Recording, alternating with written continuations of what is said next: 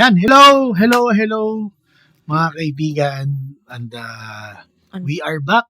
We are back, finally. Gano'n na ba Yes. katagal?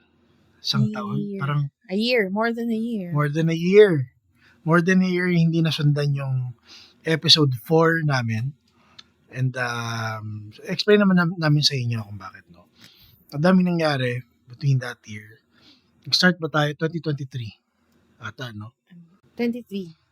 Basta mga ganun. 23. Basta mga ganun. So, again, maraming Last nangyari. quarter, I guess. And it has been a while since magkaroon kami ng, I guess, motivation to restart the To do it podcast again. to do it again. At mapapansin nyo, medyo iba yung setup namin. May kumot kami. Dito sa episode na to, we decided na maging komportable lang. Yeah. Sa sopa lang kami, sa lounge chair. Ganyan. So, ayun. We will be giving you a few updates. Ano yung mga nangyari sa amin. And probably makukuha nyo na rin kung bakit hindi kami nakapagpatuloy. Hindi kami nakapagpatuloy-tuloy. No? So, very professional na tayo ngayon. Nag-set up na tayo ng may setup na tayo dyan na bago. Kita nyo yan. Yeah. And of course, meron tayong mga guide questions para di na kami mahirapan ni Leia. Kasi To may talk about dun sa unang setup. Ayoko nung unang setup. ano yung hindi mo nagustuhan sa unang setup? Yung pwesto ko. Yung pwesto niya. Okay, sige. So ngayon, probably dito na. And may konting rebrand lang tayo. Just so we can really start it again. And What do you mean tuloy-tuloy. brand? Change lang dun sa branding natin, sa logo. Kaya nga. What? Sa possible name. Ganun. Life pa rin. Bakit mo siya pinalitan? Why did you decide na? Siguro dahil parang gusto ko mas maging catchy siya. Life pa rin siya, pero it's a bit shorter na. I'll share ko naman kung ano yung name. And makikita niyo naman kung ano yung bagong rebrand. Malamang makikita niyo sa harapan ng video na to kung ano yung rebrand na yan. So, ayun. So I guess we have nothing else to do than start.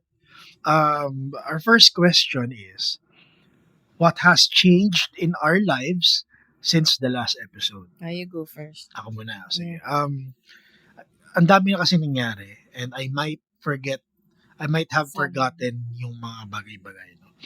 Pero yung mga major things would be kasansagan, I guess, ng 2023? Kasi parang nag-start tayo, parang last quarter ng 2020. Last quarter, okay. So, kasansagan ng 2024, kasansagan ng 2024, a lot has changed. Personally, I left my work for 7 years. 7 years ako nagstay dun sa trabaho na yan. And I guess it was time for me to decide To leave. kung ano talaga yung mas importante. Right? Not to say any details, pero I decided na mas piliin ko yung para sa amin, para sa pamilya namin or sa maging pamilya namin kesa dun sa kung saan ako comfortable. Kasi most of the time comfort zone lang eh. So I decided to leave my job 7 years and then siguro after 1 month? A month. After a month? Just a day before yung birthday. Nakakatawa lang kasi nagpunta muna kaming Japan, nag-Fukuoka ako. And then pagka uwi namin sa Japan, that's when I decided to leave. Pero before nung Japan Is it kasi. After Japan or just before? After ng Japan. Okay. Before that kasi, may very significant thing na nangyari sa amin. Sa bahay namin, sa pamilya namin. And yun ay yung namatay yung daddy ni Leia. He passed away rather March 28. Monday, Thursday. After siguro a little bit over 2 years ng bed rest. A little lang. 1 year. Mga ganun, no? And syempre si mommy, siya yung nag-aalaga sa kanya, and we do our part as well. And then, ayun, he passed away March 28. And I guess that was one of the biggest factors kung bakit namin hindi na ituloy ito. Well, di ba, yung side ng family ko kasi, most of them, they went to Pangasinan. Kasi, Holy Week ng time na yun. Tapos, di ba we plan, nung gabi na yun mismo, di ba, nagplano tayo na magre-record. Yun nga lang, hindi siya natuloy kasi nga, yun, nawala na din si Daddy. So, tuloy-tuloy na yun. Kasi tuloy-tuloy na yun. Hindi na natin siya. Hindi, nawala ba sa isip natin? I don't think Hindi ko so. maalala eh. Hindi ko rin siya Feeling ko it's more of I don't think we forgot. I think it's more of mas nag-focus tayo kung ano yung nangyayari. Kung ano yung nangyayari ngayon. Kesa dun sa kung ano yung pwede natin gawin like this podcast. Yeah. Diba? So, timeline lang. Daddy passed away ng March 28. So, basically 1 week. That was 1 week.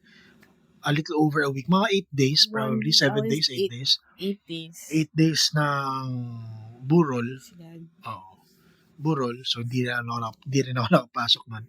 And it was nice. It's really heartwarming kasi yung side ko, yung family ko, they were able to come, they were able to give their respect. Yung dalawang kapatid ko, ang tagal nila doon. No? Ang tagal nila, oras din ang ginugol nila. Then we were able to hang out with them. And then dumating yung mga tita ko, dumating yung parents ko. Very heartwarming mga pinsan ko. Sila Tito Sally, galing silang Ilocos. Hindi kami nakasama ng Ilocos. Galing silang Ilocos, sinitay sila nila kuya. Again, it was very heartwarming that they were able to come kahit pagod na sila. Yung parents ko again, kahit nag-sharon pa si mami ng dinuguan. Hindi lang si mami. Tita Poy din yun. Pati si Tita Poy, no? I'm not sure. Tapos, of course, yung family nila, full support yan. Yung Adriano side and Padrinao side, full support yan. Halos everyday sila nandun. So, masakit yung pangyayari sa ating situation. Pero, at the same time, it was heartwarming and we were very happy to see them there. Yung family namin. Both sides. So, ayun, so 1 week. And then, after nun, yun na yung Saturday, nilibing si Daddy. Sunday ka nagpahinga. And then, Monday. Saturday, nilibing si Daddy. Sunday of that week, pahinga ako 1 day. Then, kinabukasan, fly out na to Japan, Fukuoka, for 5 days. 5 days, no? Fukuoka was fun. Bala ko talaga pupunta kami ni Lea doon soon. Pero it was fun, you know. Pero syempre, at the same time, although it was fun, yung isip ko at yung puso ko nandito rin kasi syempre it was just a week bago mawala si Daddy by living. And wala pa ako. So, medyo mixed emotions kahit paano. I was able to enjoy. At the same time, lagi ko kausap si Lea kasi gusto ko siya ikwentuhan mga experiences ko dito. And since malayo kami and that time of grieving, that was the way for me para makipag-connect sa kanila during habang sa panahon na wala ako. So after that, that's when I resigned. Siguro after a week ng pagbalik namin dito. Nag-resign ako. And officially, nag-render ka naman ng 1 month. Nag-render ng 1 month, of course. Officially, umalis ako ng April. May pala. May. Oo, May. Tama. So yun, after that, of course, apply. And then, mahirap. Pero swerte ako enough. Dahil nagkaroon ako ng, siguro mabilis lang din yung paghanap ko ng work. Yung barkada namin, may in-offer sa akin. So, I applied. Hindi ako nakapasok nung una, pero yung Kasi yung para may yung hindi possession. na ata available, Oo, parang gano'n. oo. Tapos, yung interviewer, yung HR, said, hindi na pwede dito, sa post na to, pero we actually have Bakit? Hindi another interested. posting or another Role, position for you that you might be perfect to work with. Parang ganun. No? So, of course, sige lang, go. And this was my first time na work from home, full work from home, remote, totally remote. And I was excited at the same time, medyo ano ako, nervous, of course. Kasi nga, hindi naman ako nakakatrabaho ng mga foreigners, ganyan, no? It was my first time. So, came the interview, nakilala ko yung senior manager and the manager of that senior manager. And yun, sa awa ng Diyos, I was able to get in. And, 1 year after, nandito pa rin ako. Good. Very happy with the company. Very supportive. Great team. Wala akong masabi.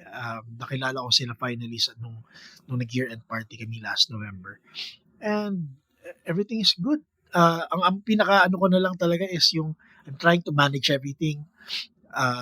Making sure na magawa ko lahat ng trabaho ko. Hindi man 100% flawless, but at least 90-95%. Pero, di ba, first time mo mag-night shift. Ako, Ano isa pa yun, night shift Ano pa yun. yung adjustment? Dami mo pang eme nun. Gusto mo dark na dark. Gusto mo pa mga palitan yung kortina natin ng itim and all. Hindi, well, Tapos, syempre, para din makatulong din sa pagtulog mo. Okay. Kasi nahirapan ako, di ba? I mean, First sanay ako few magpuyat. months, pero in fairness naman. Sanay ako magpuyat. Sanay ka. Iba kasi yung puyat na gusto mo magpuyat. Oo. Tsaka yung puyat na kailangan mo May trabaho magpuyat. ka. Yeah. Iba pala siya talaga. So, yun, nahirapan ako first few months, pero I was able to adjust. Tanggap-tanggap na lang eh. May mga pagbabago sa schedules namin. Kaya siguro, yun nga, yung focus namin sa podcast is kind of na medyo na delay lang probably or nawala. Kasi nga, ang daming kailangan i-adjust. Ang dami nangyari, no? Sobrang dami. Nangyari. So, I mean, that's a year. that's for me. More than a year. That's for me. Ikaw, ano yung mga pangyayari? Ayun, nawalan ako ng work. Nawalan ako ng work because hindi ko rin alam. Bahala sila. Hindi ko rin alam. Basta yan. Na sobrang, on my end, na-unfairan ako. But then again, life, ganun eh. Life happens. Yeah. Things happen. Yung mga nangyari na hindi mo matanggap, pero kailangan mo na lang yung tanggapin. But then again, syempre, life. Ganun talagang buhay. Wala tayong magagawa. Tapos, ano ba? Naalala ko, saan ba tayo galing nun? Nakalimutan ko, I think, galing tayo ng Baguio. Yeah. Hindi ko alam. Alam ko na yung sagot. Hindi ko siya tinuloy. Tinuloy namin yung I mean, we pag-record. yes. Natin. Pero, ayoko siyang i-upload. Ang dami kong tigil. Sobrang dami kong... Galing tayo kila Justin yan. Pauwi tayo nun. Parang we decided, sige, on the road. Sige. Okay. Kasi ang haba ng T-Plex ba yun? Ang haba ng T-Plex, guys. Grabe. Pinaka-ayoko talaga yung T-Plex kasi nakakatamad talaga siyang i-drive. Meron tayo. Yung nga, sabi ko, hindi rin mukha ko. Sabi kong tigyawan. So, ayun. Tapos hindi na siya nasundan. Feeling, hindi ko alam kung siguro naaalala ko siya. Ako sa akin naaalala ko siya. Pero, hindi ko siya ginagawan ng time. Probably. Until such time I think so. I think tama yung sinabi mo. Oo. Naaalala siya, pero hindi din siya nagawa ng time. Hindi because siguro wala kaming oras. Kasi si Gina lahat wala namang ginagawa, upo lang ako. Chika-chika. Pati, I think, yun nga, sinabi mo eh, naalala natin. Kasi, naalala ko din, lagi ko sinasabi ko sa'yo, record na tayo, tuloy na natin. Kaya, pero hindi siya natutuloy. Kasi? Because of time, I guess. Oo, time. Probably yung motivation din. Tsaka, siguro na naalala natin, pero parang Next time na lang. Walang time, ganyan. Tsaka ako, wala naman akong ginagawa. Ito lang. Upo lang ako, si China lahat. Tapos, ano pa ba nangyari? Yun nga. Nawala si Daddy. Mahirap pala yun, no? Ay, yung regarding dun sa may nawala na sobrang laking part ng buhay mo, sinimula ng pagkabata ka. Kung ano ka ngayon. Sobrang hirap siya kasi may times, akala ko before, nung unang mga linggo, buwan, naaalala mo siya, masakit pa rin siya. Pero, sabi nga nila, dadating yung point na, may time na mawala siya sa isip mo. Pero, pag naalala mo siya bigla, mahirap pa rin siya. Sobrang hirap pa rin siya. Sobrang mahirap yun. Sabi kay mommy. It only Before- gets easier, I guess, to adjust to it. Yun, nakapag-adjust ka. But then again, hindi ka makamove Pero yun. never Hindi ka kang move on. Yun. fully. Yun. Hindi siya katulad ng isang relasyon na parang, move on na ako, okay na ako. Mas mahal ko na siya. Mas mahal ko na to, hindi ko na siya mahal. Ito kasi syempre, it's a loved one, it's a dad, it's a husband. And I think, yun nga, it's only easy, it gets easier lang It gets easier. to adjust na.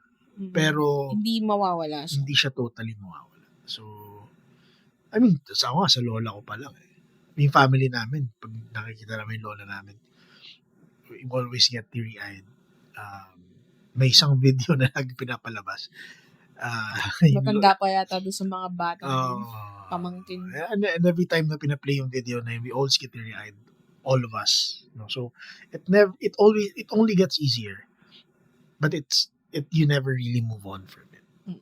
From that grief. So, yeah, mahirap mag-work. Mahirap maghanap ng work. Super hirap. Especially kasi syempre ang target ko talaga work from home. Yeah. Isa pa yun. Mahirap ang work from home ngayon. Talaga. Sobrang hirap.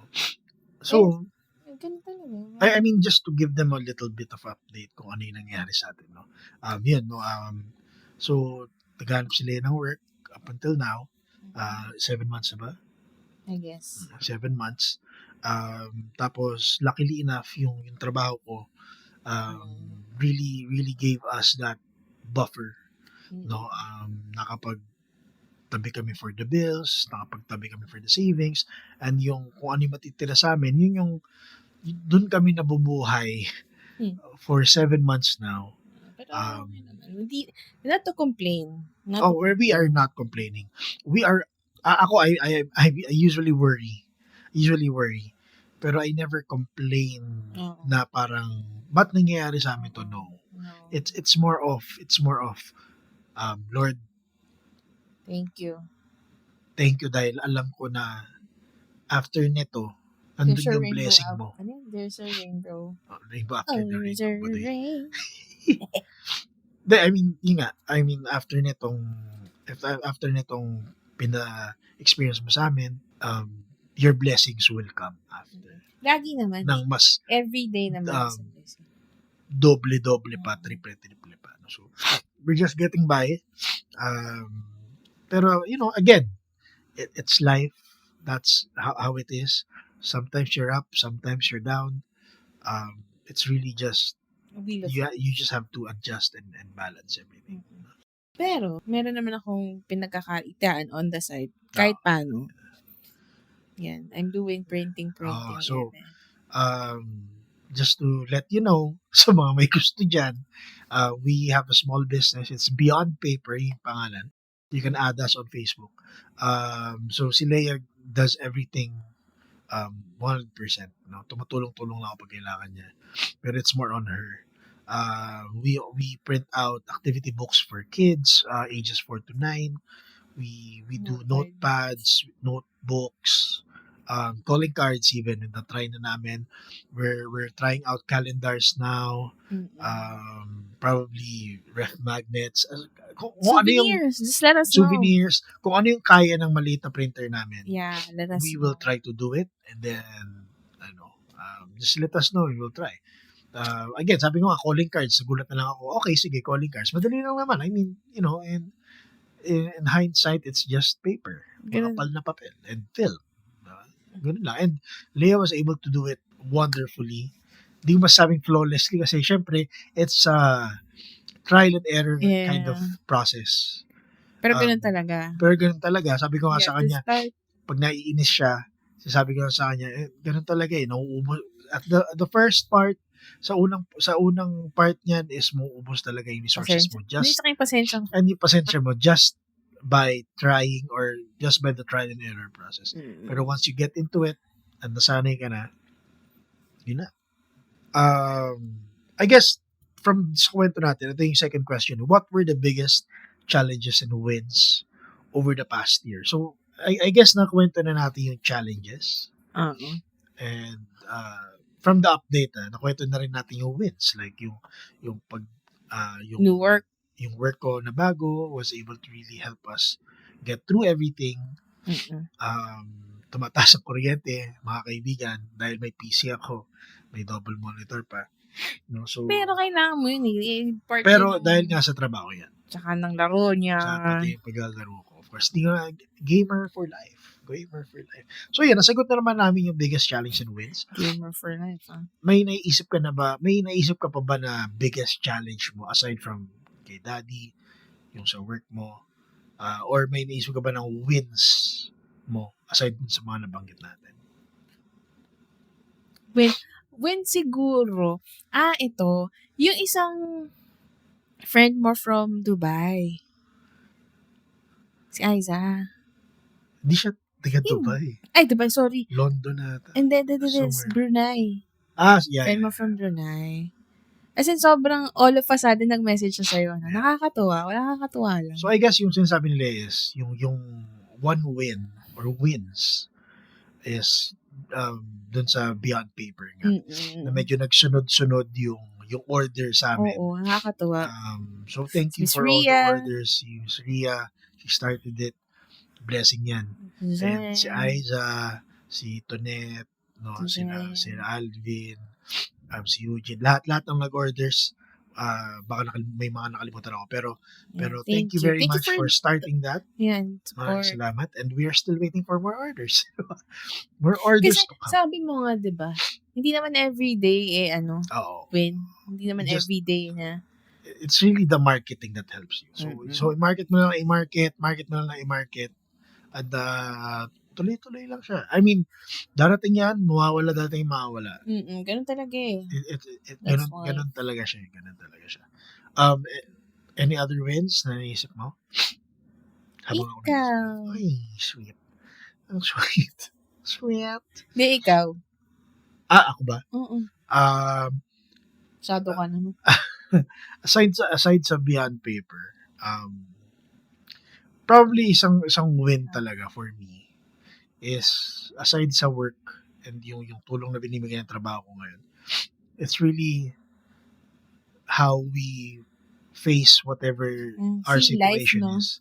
Whatever our situation is. Sorry guys, kasi nakatapat yung aircon sa akin at sinisipon ako. Pero I think what win is kung paano natin tinetake ngayon, currently, yung situation natin ngayon. Yung situation natin ngayon. Kasi, so, again, to tell you honestly, maganda naman yung kita ko personally. Pero syempre, hindi siya enough, I think, to really sustain us. It's enough to survive. Sustained naman. I mean, sustain yung talagang gusto natin mangyari. Oh, yeah. Pero I mean, we're surviving again. We haven't thrived.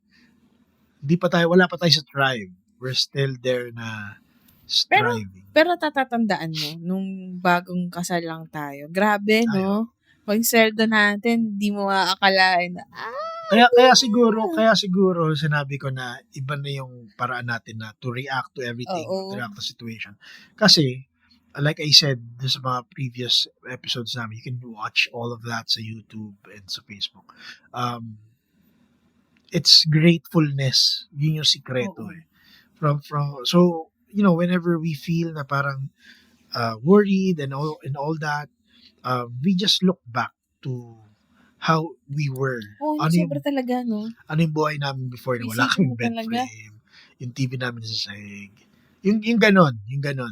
No, so, and then, looking at it now. Since sobrang tipid. Dati, ngayon pa rin natitipid tayo. Dati, ngayon sobrang tipid. Pag kumakain tayo sa Esbaro, hati kami. nakwento ko na 'to, hati kami sa 600 pesos. Ngayon, kahit Ganun pa paano rin naman. 600 pa rin. Mahal pa rin yun. oo nga. Pero I mean, ngayon kahit paano, no, hindi na Smart yung kinakainan natin. Mas mura na. Mas mura na kasi mas nagtitipid talaga kami ngayon. So anyway, situation, you really just have to face it. It's something that life gives you. It's something that God gives you. He doesn't give it to you na wala lang. He gives it to you kasi alam niya na kaya nyo. Kaya nyo isolve or harapin. Together we can. So yun yung I think one win. Nasagot na natin why did we stop recording, what made us decide to come back. So last question na. We're just gonna keep this short. Pero last question would be, what do we want this new season of the podcast to feel like? Ikaw muna. Sige. Sige, ako muna. I guess, aside from it, kasi we started this because we wanted to share the realizations we had as a married couple, personal realizations na rin. At the same time, we want to share that to people who might be feeling the same way, or couples, no, that are going through what we're currently going through. For this one, let's call it the new season. We want more of that, and at the same time, we want to expound a bit on the topics that we have here. So, we created a content pool for this season alone, and you know, marami kaming pag-uusapan na hindi lang solely about us, but also what we see out there, ano yung mga we might get into political topics, probably. Depende. Hindi natin alam kasi sa init na ulo namin sa gobyerno, ewan ko ba. Pero, yun nga, I mean, it's going to be something new, and we're hoping na you come with us to this journey, this new season. You join us, talk with us through the comments, and yeah, we just wanna share our story, share our lives, and converse. Yun, Kasi madaldal ka. yun lang. Katulad din na sinabi mo. Well, hindi ko alam, alam ko marami na gumagawa ng podcast. Na regarding kung anik-anik na. But then again, sarap kasi na... It's therapy. Oo, yun nga it's therapy. Masarap din kasing makipag-usap.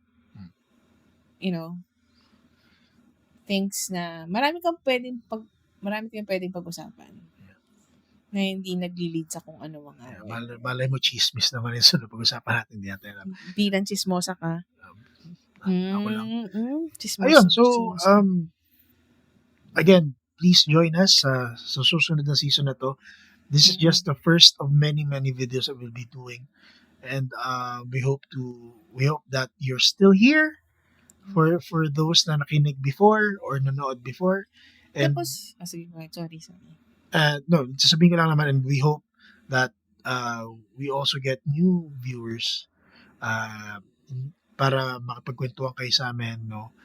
Get to know us, we get to know you as well, and you share your stories with us.